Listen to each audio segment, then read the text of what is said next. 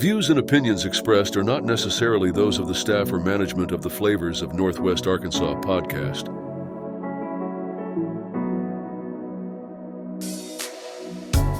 Greetings and welcome to this week's edition of the Flavors of Northwest Arkansas podcast. This week, we're talking to Tamara Keefe. She is the founder and CEO of Clementine's Ice Cream, which just opened in Bentonville. But before we get to her, well, I love kicking it off with this story. Huntsville's Hannah Ryder is a cottage baker and bakes cakes at home for her business, Hannah's Cake Company. She went viral with a video of her cutting into a cake she made that looked exactly like a baked turkey, and that happened on Thanksgiving. Once it went viral, a friend of Hannah's was recording a song in Nashville with the great Dolly Parton. He found out that Dolly's 80th birthday was in January, and Hannah got the opportunity of a lifetime, making the Queen of Country's 80th birthday cake.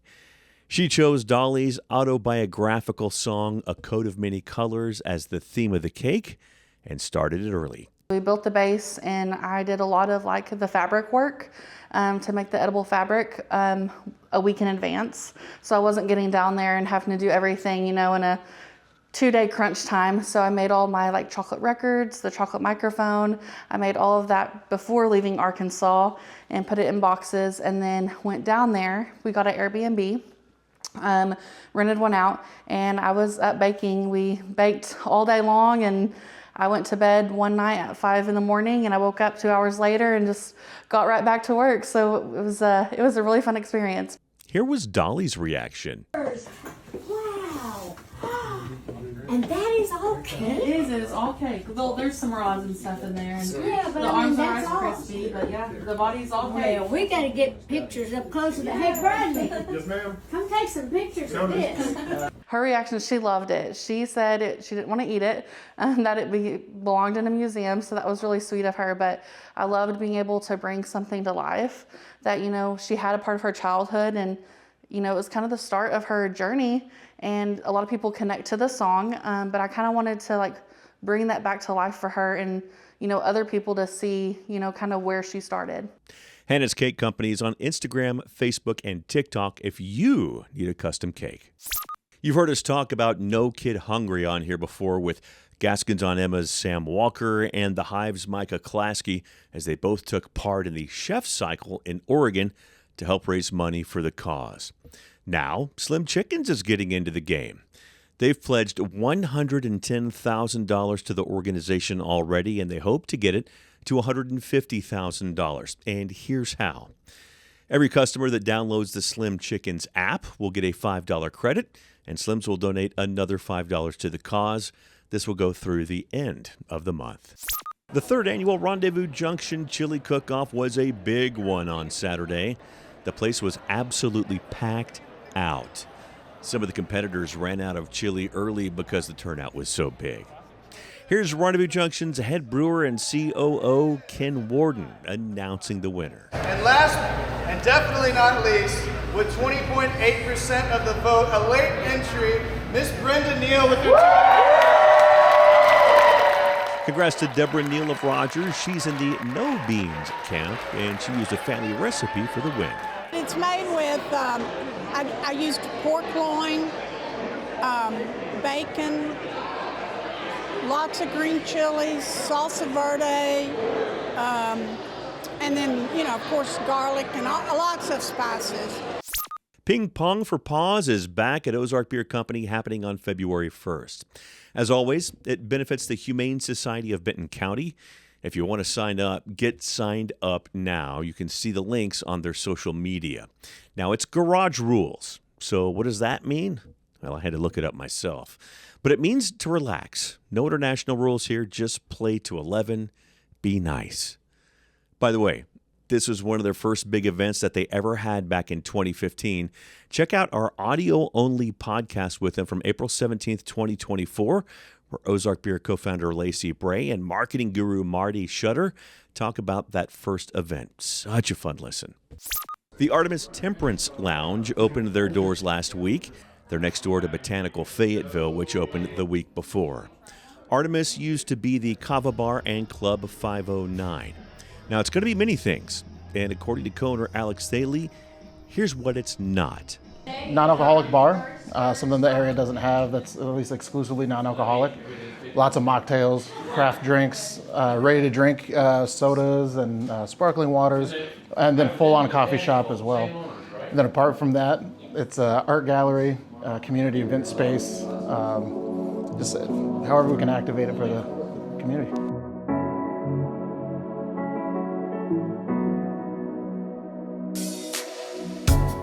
Tamara Keefe was saved by ice cream twice in her life.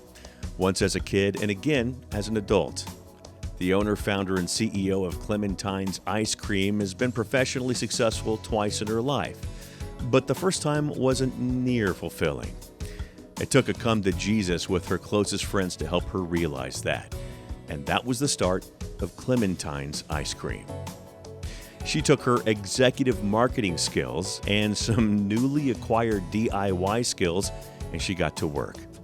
She'll tell you how she got her name out there while she was making her ice cream at home. Also, what was it like building out her first ice cream parlor?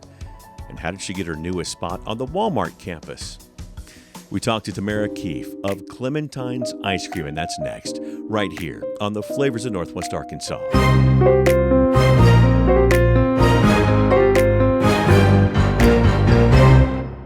Teachers are dynamic leaders, shaping a new generation, innovating to prepare students for our fast-changing world. They're skilled experts, discovering a universe of solutions, telling stories, inspiring, mentoring, connecting cultures, leading by example. Teaching is a journey that shapes lives. Are you ready to begin? Explore teaching at teach.org.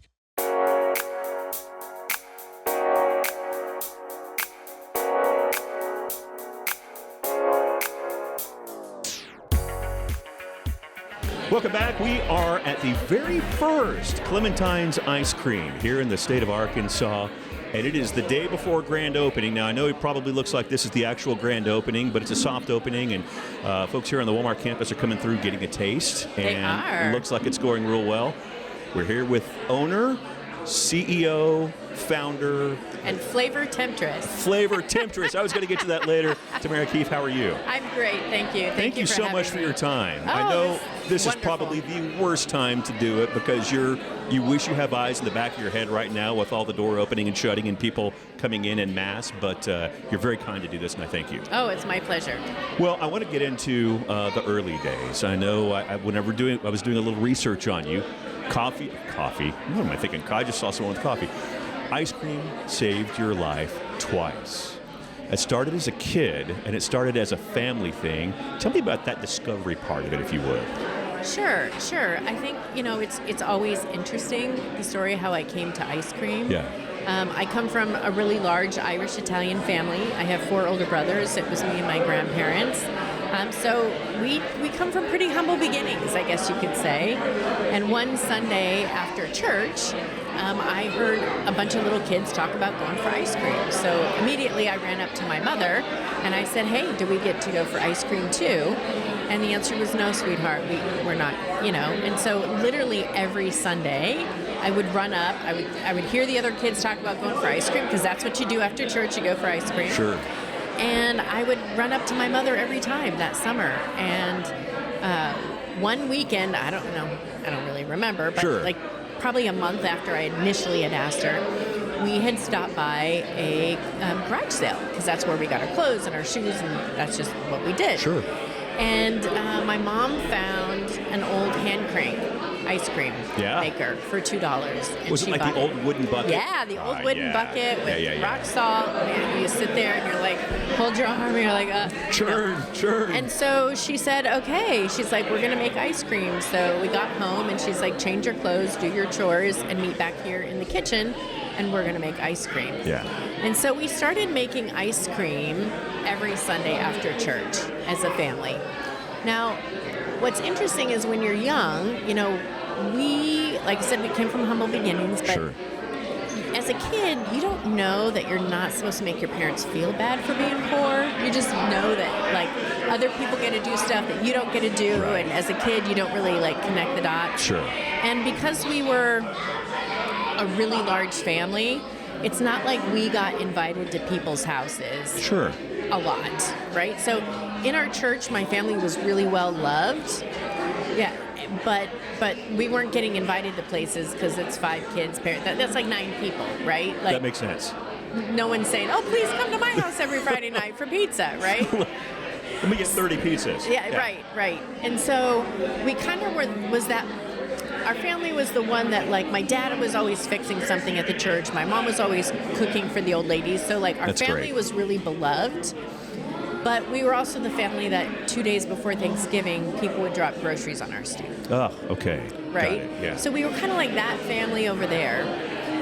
But what happened is we started making ice cream on Sundays. Well, word got out in our church that we were making ice cream.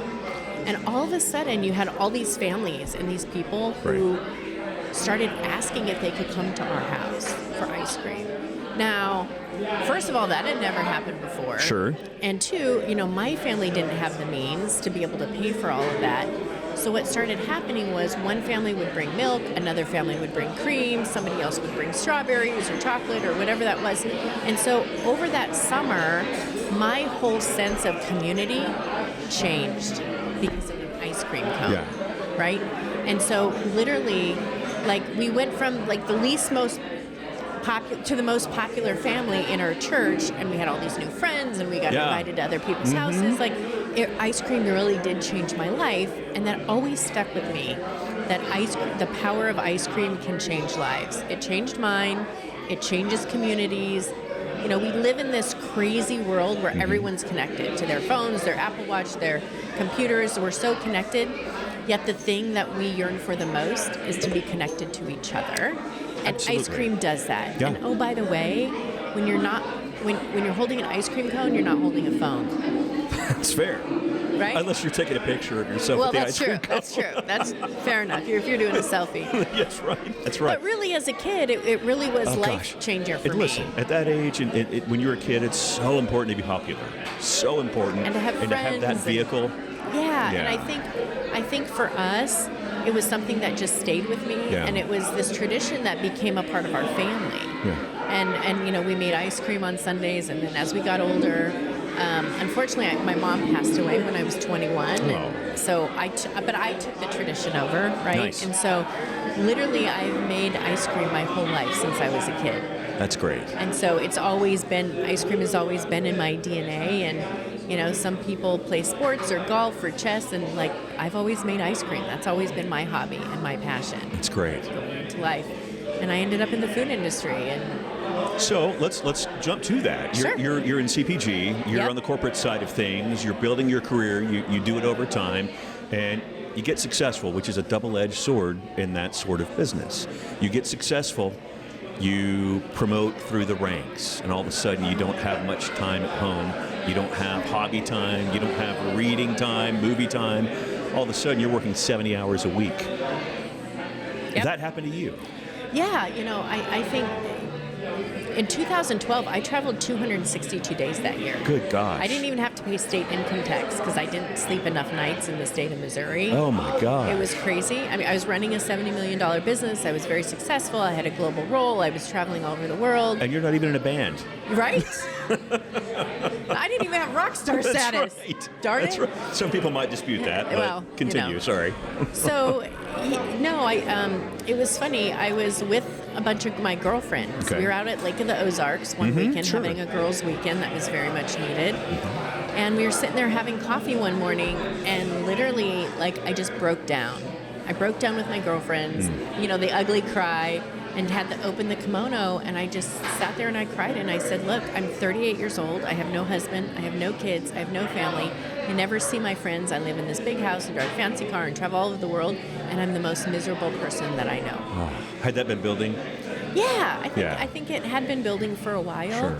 And, as you go up the corporate ladder, it also gets really, really lonely, right? Because it just does. Yeah. And I just sat there that morning, and I, bared my soul to my closest friends. Yeah. And as I was sitting there, my good friend Carrie, she turns to me and she says, quit.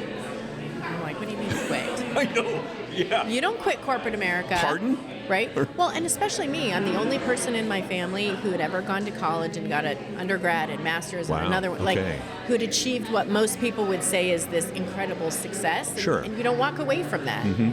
And so I sat there and I was like, what? And I'm like, you don't quit corporate America. No. I'm like, well, what would I do? And my other girlfriend was laughing. And I'm like, why are you laughing at me? And she goes, you know, you're always complaining St. Louis doesn't have great ice cream. You're always complaining our neighborhood doesn't have an ice cream parlor, and no one makes better ice cream than you. And I was like, And so literally it was in that moment that I said, what's the worst thing that could happen? Yeah. I could fail. Yeah. Okay. Well, I was highly educated and I had a great career. Like maybe I wouldn't get another job at the same level right away, but like I could get another job. You bet. And so we sat there and talked about like what that would look like and if I would be okay with the worst case scenario if I would try that and do that. And by the end of the weekend, we had written my business plan, put together my deck and my financials, and I resigned 2 weeks later. Wow. And that was it. Wow. And I never looked back. And I started making ice cream in my house. And then I, went to a shared kitchen space. I just kind of did you build it. as you go. I mean, you can't start off in a big fancy, lab or anything like that. You build your way up. Well, and at the time, I had my savings, and like I said, I come from a pretty humble family. Sure. And so, what was interesting is I was 6 months in building it, and I ran out of money. Oh, you're talking about your first location? No, the whole business. Okay, the whole I business, see. right? And so I was like, oh my gosh, what am I going to do, right? Yeah. I didn't have a family that I could go to and be like, hey, you got a couple $100,000 sitting around? Yeah. And no bank was going to give it to me. I was unproven concept. It was just an idea. Mm-hmm. And so literally I had to choose to take the biggest bet of my life and bet on myself. Yeah. So I had to cash out my 401k. All those years of building and saving and putting away. Yeah. And so I cashed it all out and I said, okay, there is no fail at this point. Because I had nothing else, but that was the only place I knew I could get that kind of money and like do it. And isn't that the mindset you have to have? Absolutely. Yeah. Absolutely. You really have to be in that place where there is no fail, that you just have to go do it. Figure out the way. Figure out the way. And man, have you? Isn't it exciting? It's great. It's great. It's and as you're building, now you fund yourself at this point. As you build your way, tell me about those steps to get to that first location and get it together and get it open. Well, it was interesting. I started making ice cream and selling it wholesale to restaurants first. Very cool. I was selling to restaurants, and then I live in this really cute little neighborhood called Lafayette Square in St. Louis. And people started hearing that I was making ice cream for restaurants. And so people started like knocking on my house door and calling me and saying, hey, where can we get this ice cream? Sure. And so this was probably the October, November timeframe. Okay. And so I got this idea. I said, I am going to offer free delivery of my ice cream. If you're going to buy it, I'll deliver it anywhere free. And this was before Postmates and Uber Eats. Like, food delivery was not a thing 11 years ago. You basically had pizza delivery, and that was it. That's it. Yeah. And so, so I kind of put the word out that I was doing this, and it on social media, it spread like wildfire. And so, literally in November, I think I delivered over like 1,500 pints of ice cream to people's houses all around the city. And I was like, oh my gosh, because I was making ice cream for restaurants, but I needed to make more. Sure. And I hadn't had a retail location picked out yet. Okay. And so I needed to sell ice cream. And so then it was like crazy. And so then in December, it was like 1,700 pints. And then I was like, oh my gosh, like it was crazy because I was sleeping like 3 hours a night, and I was making ice cream you, right? and delivering it and making it and putting it in restaurants and get my name on menus. Yeah. And then I also got this idea where, think about like the Mary Kay concept. So I went to all the big mansions, like in Lafayette Park, all the big houses. Yes. And I went door to door and I asked them if they were having holiday parties. And anyone who said they were, I said, look, I will bring my ice cream for free if you will let me put out an order sheet at your Christmas party, so people would order ice cream. Hustle. Yeah, absolutely. And so I did like 20 Christmas party brunches, like Good for evenings you. or whatever. Like I just hustled it, and I sold almost like $10,000 that month of ice cream doing it that way. Wow. And it was just like Unbelievable. blowing my mind. But That's like great. I was, hustle, right? Hustle, like, it's on your phone. Hold up that's for the one of cameras there. It's got the hustle phone. My mantra. Yeah. Yeah, so it was just crazy. So it was just like doing what I had to do and just being creative and using all of the skill set that I had built in that 20-year, career. So as you're attending these parties and everything, you also have to make the ice cream. Yeah, make the ice cream, You are deliver around the the ice clock. cream. Yeah, I was definitely around the Yeah, clock then. It was an wow. army of one in the very, Isn't very that crazy? beginning. Yeah. That's amazing. Yeah. Well, what's that next step? Once this is going and you find that retail location, tell me about building that beast out. Yeah, well, it was funny because I couldn't afford any of the real estate on there. There's like a little main drag, like a little main street through our neighborhood. Okay. And I couldn't afford any of that real estate, but I knew that there was this little old wine bar in like the worst corner of the nice neighborhood sort of thing. Sure. So, and he lived in our neighborhood. So Okay. I went and knocked on his door. And I pled him my case. I said, I live in the neighborhood. I want to open this little ice cream parlor, but I can't afford that real estate, but I can afford this. Will you, and he'd closed it down a couple years before, and he finally relented. Okay. On his front step. I wouldn't let him go for like 3 hours. I think he wanted to go to bed, so he finally said yes. But Okay. And so I got so it's only my first location is only 500 square feet. Okay.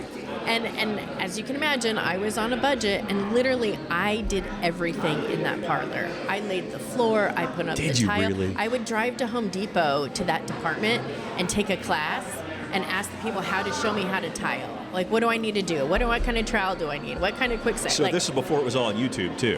Oh yeah, that none of that was really around. Yeah. So literally I built out that whole location, and Wow.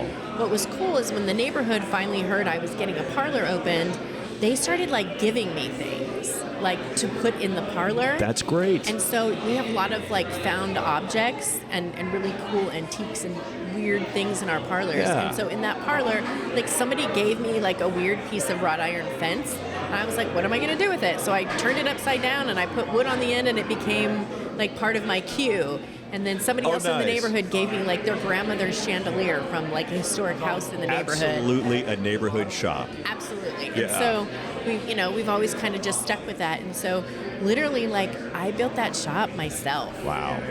And it's kind of crazy. I mean, and it's still open, you can go there, lots Okay, of I was people gonna ask. Try to go. They're like, oh, if we go to St. Louis, we're going to the original one. Yeah. And not everything is completely straight or perfect, but hey, I did the best that I could. Yeah. And it worked. You can do a lot in 500 square feet. Oh, yeah. What was it like getting those doors open?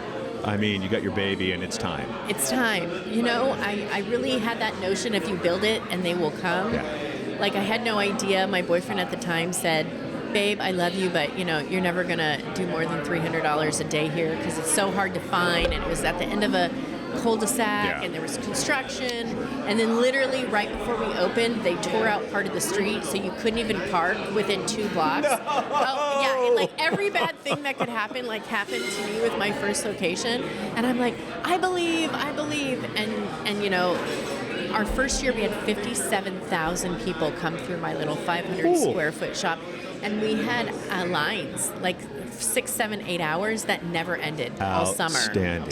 Down around the block. Wow. It was insane and undescribable. Wow. Yeah. It was amazing. Good for you. Yeah. And from there, you're at now. You were at 10. Well, actually, tomorrow, since tomorrow's the grand opening. I know. Actually, this airs next Wednesday, so it will have been open. But this is 11. This and is it's your number 11. first foray into the state of Arkansas. I know. I'm so excited. How did this come to be? It was so interesting. Last year I had spoken at it was a women in real estate. It was called Crew. It was a women's conference for women in real estate in St. Louis, and I was their keynote speaker. Okay. And there was somebody in the audience who saw me speak, who was good friends with someone here in St. Louis, who was on the real estate team at Walmart. Oh, okay, sure. And they were like, hey, we really need a great ice. Could you know anybody? And she's like, yeah, actually I do. I just heard this woman speak, and we love her product. We go to her parlors. You should really talk to her. So it was just from speaking at an event that someone connected it. And Isn't that how it works? They reached out, and I was like, whoa, that was a little intimidating and nervous. But and we weren't planning to come to Arkansas this soon. Sure. But when the moon's aligned, we say all the time that the ice cream gods are smiling down upon us. Because sounds like it. Yeah. They provide great opportunities. Yeah. And so you just have to be ready to take on the world when they present it. That's great. And I've got to ask about the name Clementine. So Clementine was my grandmother's best friend. And I don't know about you, but my grandma looked like many grandmas. She wore these like thick styrofoam shoes and house dresses and pantsuits, and she had this curly permed head of hair that when her head moved, her hair would follow, sort of thing, right? That's perfect. Isn't that your grandma? 80s. Yeah. And so, but Clementine wasn't. Okay. And so Clementine was a grandma who wore high heels, and she wore red lipstick, and she had long silver gray hair. And I just remember her being the most elegant creature I'd ever seen walk the earth. Yeah. And so growing up, in my mind, like I was going to grow up someday and have a little girl, and I was going to name her Clementine, and that was going to be like my foray and give back. Yeah. Well, I have not been blessed in life with any children, and so when I decided to do this was my baby. So it's great. I decided to. Great story. Yeah. Well, you ready to talk ice cream? Yeah, let's talk ice cream. We'll do that. We got that. The Mike Engelman Home Pro Tip of the Week, and that's coming up next right here on the Flavors of Northwest Arkansas. Let's go! Connect with us at Flavors of Northwest Arkansas on Facebook and Instagram, or by email at flavorsofnwa@gmail.com.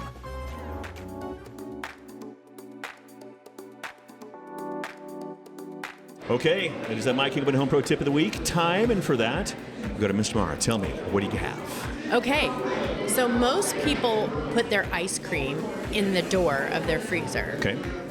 That's the worst place to put your ice cream because it's every time you open and shut it, the temperature fluctuates. And so what it does is it increases and speeds up the process of ice crystals forming in your ice cream. They get bubbles on top. It literally is the worst place, and it does the most abuse to your ice cream. So what you need to do is you need to put it in the deepest, darkest, coldest corner of your freezer, and that's where you keep your ice cream to keep it in the best shape that it's supposed to be. And then invest in a high-quality ice cream scooper that has antifreeze in the handle. We sell them here, but you can get them some places. They're specialty, and so they take the heat from your hand, and it goes through the scoop, and so it doesn't matter how hard your ice cream is. You can still scoop the ice cream from the heat of your hand. That's how you should properly store and scoop your ice cream. What a great note. Awesome. It's amazing. It is amazing. We'll be right back.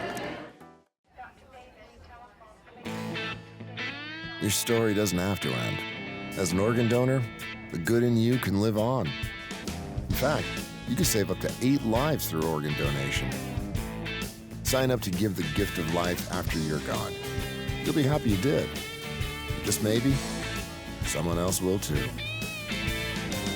Sign up online today as an organ, eye, and tissue donor at organdonor.gov. It saves lives.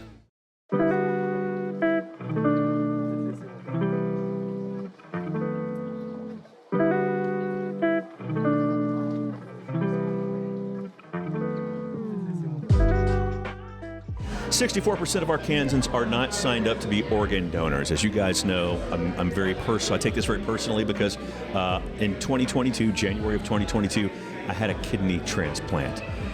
Somebody was signed up, and that saved my life. Unfortunately, they had a tragic ending, but I'm able to carry on because of them. OrganDonor.gov is the place to go to get signed up. It'll take you 5 minutes. 5 minutes out of your day to make sure you could save up to 8 lives. It's really a slam dunk, and I hope you do it. It's OrganDonor.gov. You can also get there through the health app on your iPhone, or you can go old school like I did back in the day. Just go to the DMV, or here in Arkansas, the Department of Finance. Tell them up there that you want to be an organ donor. They will stamp it on your ID, driver's license, whatever it is you have, and you will be an organ donor. Please do it. Please do it. That's 64%. That number needs to go up. Thank you so much.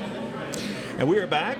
Ms. Tamara, thank you so much. This has been great. Thank you. This is fun. Let's talk question. ice cream. Well, thank you. Let's My talk favorite ice thing. cream. My favorite That's everybody's favorite thing. Have you not seen the lines that have just been I know, it's so exciting. parsing through? It's great. Great. Let's. I want to start off on you being on the forefront of boozy ice cream. We've all had the boozy milkshakes and the accoutrement. Growing up, not growing up, but when I reached a certain age, in our family we would always have Brandy Alexander. Brandy Alexanders. That's right. Thank you. I'm glad you said that because I didn't have it written down at the blank. But we would have it all the time. That is about as close as we would get to boozy ice cream. Tell me about going through that process. Obviously, don't need to get into the science of it, but deciding this is what I'm going to do, and this is going to be part of the differentiation. Yeah, I think when I started Clementine's, two things. One of my first wholesale customers that I had was a high-end restaurant and bar. Okay. And he asked me if I could make him boozy ice cream. And at the time I said, well, no, you can't really do that because alcohol doesn't freeze and it makes it tough. He's like, well, can you just try? I really want something unique and different. Just go do it. And I was like, okay, well, I'll go play with it. Yeah. And so, I came from the food industry, and so I had these amazing contacts from food scientists, Oh, sure. and product, I just know so many people in the food ingredient and food development space. And so I really reached out to my network, and I said, hey, I've had this request, and I've never heard of this before. Is it possible? And it was funny because at first everyone's like, yeah, I don't know. And then one person said, well, if you try this, and somebody said, oh, you might want to do this. And coming from the food industry, and we're also worked in the ingredient space, we had access and information about technologies and ingredients, just different things that most people didn't have access to. Sure, of course. And so it was really this collaboration of friendship and love that people started giving me all these ideas. And I said, okay, so let's try it. And so we started trying some things, and we started getting some results, doing some different things, utilizing some different technologies. And so I ended up flying about 6 of my colleagues and friends from around the country who worked for different food companies, and I flew them in, and we worked on it, and we came up with something that's actually worked. And so Crazy. It was totally crazy, but ice cream is this industry where there's been zero innovation since Dippin' Dots, literally in the 60s. It's like the oldest industry, it's made the same way. That's no fair. one pays attention to I hadn't thought of it that way, but I can't think of anything since, so you're right? Right. Yeah. And so for Dippin' us, Dots. for us, it was an opportunity to innovate and do something different. And, we started going down the road of getting a patent. And our attorneys were like, actually, if you get a patent, you kind of open it up to the world, and then they know how you do it. You're better off to keep it a trade secret. Oh. Because then you have to tell no one. And I was like, oh, I get that. That's nice. good advice. Yeah. So we have a trade secret process for infusing alcohol into ice cream. Nice. And so we do that. Okay. But it was also about looking at, I grew up in my career doing marketing, brand, and strategy. Okay. Right?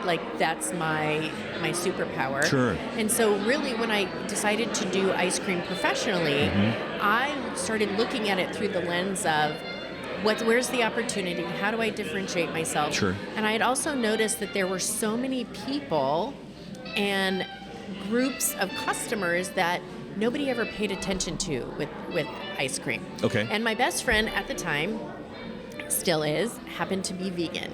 And I remember her telling me one night over a bottle of wine, her kind of saying that, I miss nothing about my new lifestyle except ice cream. She's like, I really miss ice cream. That had to hit you a little bit. Yeah. And she's like, and there's nothing good out there. Yeah. And she's like, and my kids now go to birthday parties and they can't participate because there's no really great non-dairy, there's no vegan ice cream. Yeah. And so it did hit me, and I was like, there's a whole segment of the population that have issues, right? That are lactose intolerant, that have gluten issues. I just noticed that nobody was addressing that market. Sure. Or paying attention to segments of the population who have dietary restrictions. Absolutely. And so when I thought about ice cream and innovation, it wasn't just about the boozy ice cream.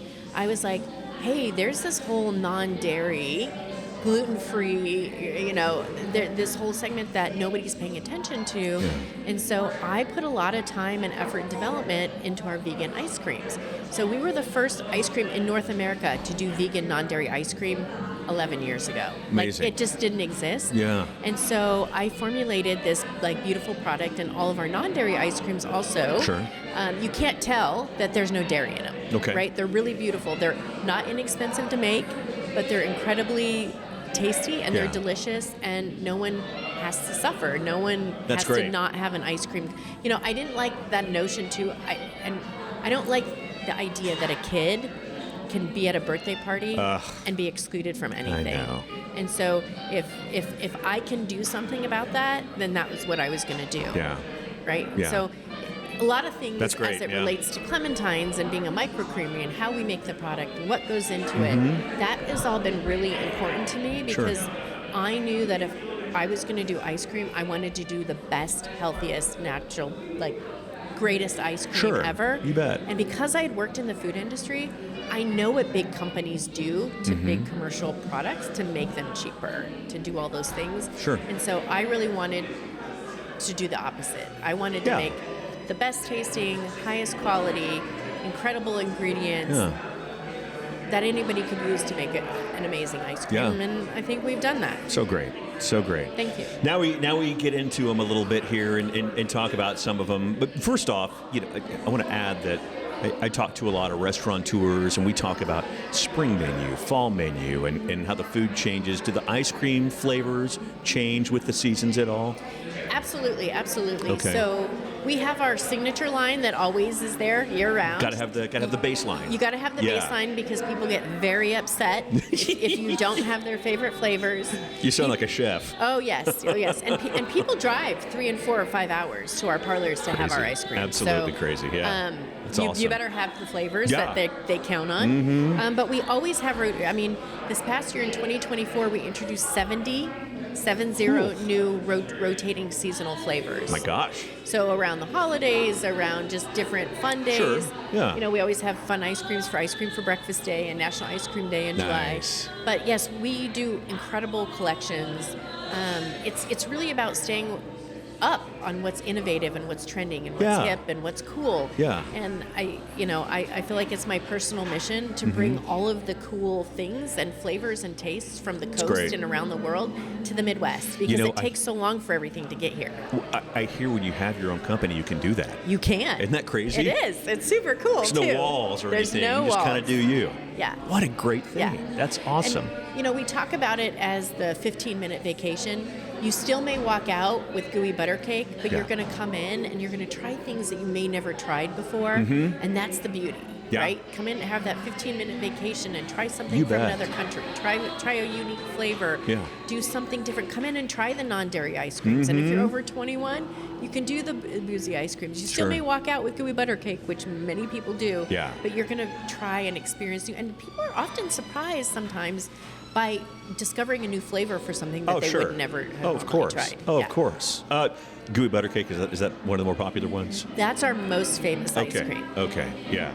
Sounds like, I mean, it just sounds decadent, you know. Well, gooey butter cake is very much a Midwestern dessert. Sure. I think it started maybe in St. Louis, but it's very much a Midwestern dessert.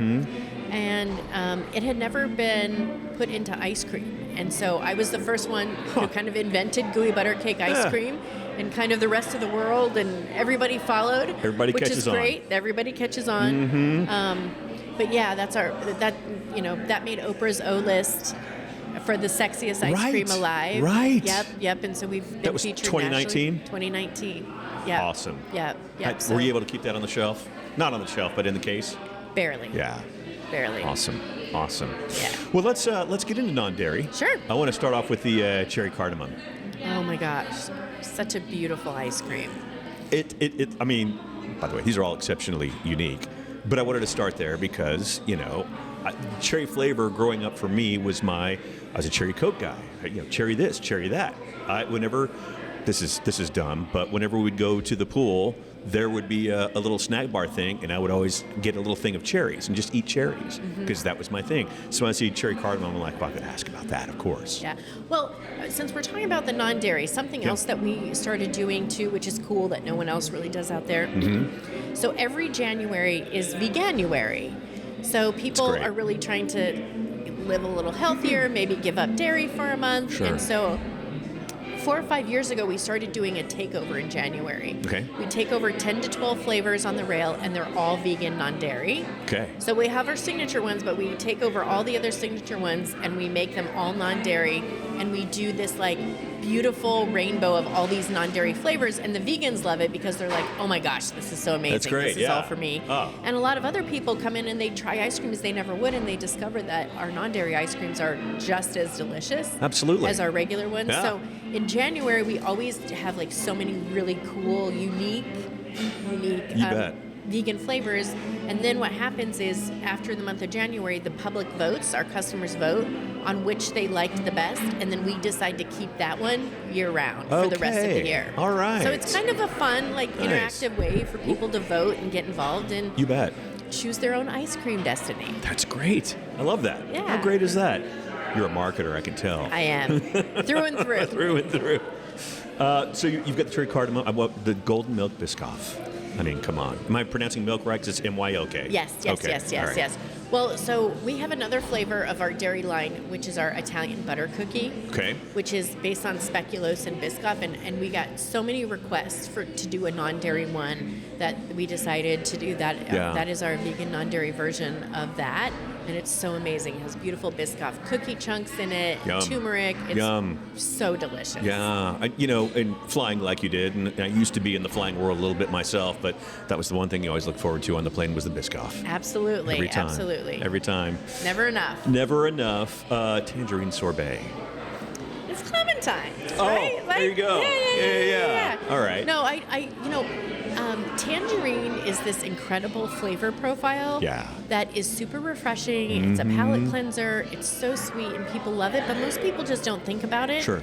And so I just really wanted to add that to the line of sorbets and do that one. That's this great. year, 'cause Really, it's really my great. favorite.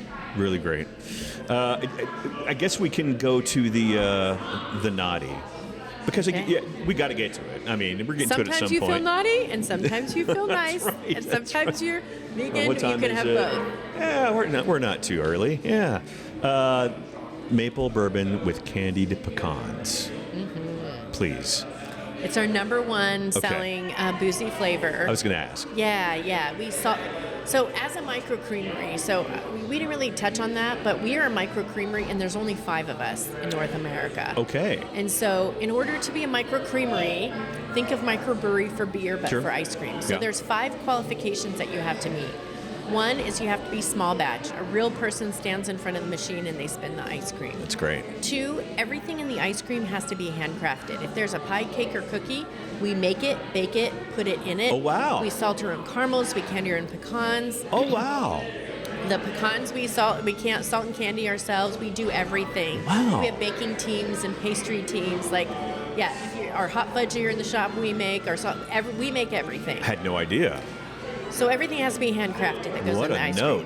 cream. 3, in order to be a micro creamery, you have to be all natural. So nothing artificial goes into my product. No artificial colors, flavors, fillers, emulsifiers, or anything goes into my product. Okay. 4, in order to be a micro creamery, you have to have less than 30% overrun in your product. So overrun is a technical term. That's the amount of air that's whipped into ice cream. I see. So when you go to the store and you buy that pint of ice cream, you're actually getting 50% ice cream and 50% air. That's called 100% overrun. Oh. So for us, we do less than 30%. That's why our pints weigh so much more, is because we don't put all the air in the ice cream, because the more air you put in the ice cream, the more containers you can fill, and you're not really getting what you think you're getting. It's like buying a bag of chips. Absolutely. Same absolutely. thing. So we don't do that. So as a micro creamery, we have strict standards about the amount of air. So it's very dense. It's very rich. It's very creamy. And it really, the heft and the decadence of the ice cream, because we don't put all the air in it. Sure. And then last but not least, in order to be a micro creamery, you have to have more than 16% butter fat in your ice cream. And the butter fat is what takes the flavor and coats your tongue. Okay. And allows you to take a bite, and a minute later, you're like, it's so good, right? As opposed to taking a lick of an ice cream and like the flavor is instantly gone. It's because it has really low butter fat and it's a cheap quality product. I understand. So interesting. Yeah. So how we make our product and what goes into our product. Boy, such rules. Yes, but that's what makes our ice cream so amazing, and people just don't want to do it. And I didn't mean that in a derogatory manner at all. Yeah.